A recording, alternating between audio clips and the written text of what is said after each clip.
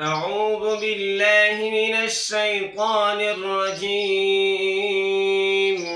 بسم الله الرحمن الرحيم. تبارك الذي جعل في السماء بروجا وجعل فيها سراجا وقمرا منيرا، وهو الذي جعل الليل والنهار خلفة لمن أراد أن يذكر أو أراد شكورا.